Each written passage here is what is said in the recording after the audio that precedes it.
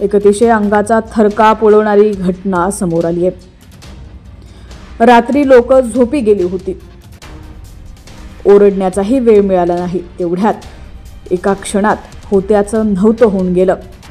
मध्यरात्री नेमकं असं काय घडलं की यामध्ये 123 जणांचा मृत्यू झालाय।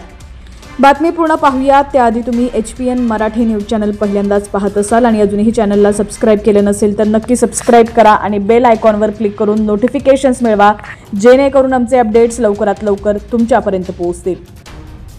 तर मुसळधार पावसामुळे केरळमधील वायनाड लगत 4 वेगवेगळ्या ठिकाणी भूस्खलन होऊन 4 गावं मंगळवारी होत्याची नव्हती झालेली आहेत। घरं, पूल, रस्ते सगळं काही ढिगाऱ्याखाली गेलंय।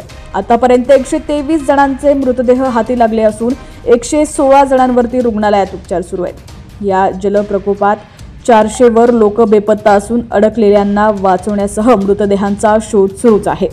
बेपत्ता लोकांची संख्या व गावांची विदारक परिस्थिती पाहता मृतांचा आकडा वाढण्याची भीती वर्तवली जाते।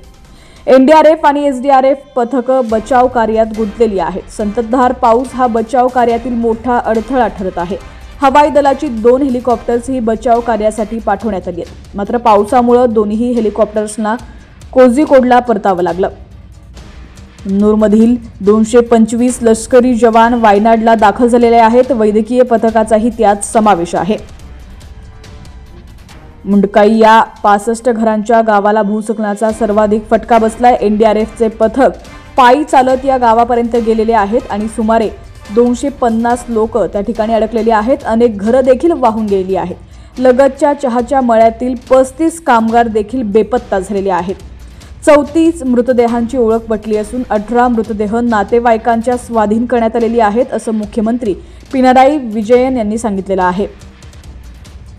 पहिले भूस्खलन रात्री 2 वाजता तर दुसरे पहाटे 4:30 वाजता झाले, असंही त्यांनी सांगितलं। यावेळी लोक गाढ झोपेत होते, त्यामुळे हानीचे प्रमाण अधिक तीव्र झाल्याचं मुख्यमंत्री म्हणाले। केरळ सरकारनं 2 दिवसांचा दुखवटाही जाहीर केलाय। तामिळनाडू सरकारनं मुख्यमंत्री निधीतून 5 कोटी रुपये बचाव कार्यासाठी जाहीर केलेत। वायनाडचे माजी खासदार तसंच लोकसभेतील विरोधी पक्षनेते राहुल गांधी तसंच प्रियंका गांधी यांनी वायनाडला भेट देणार असल्याचं देखील जाहीर केलंय।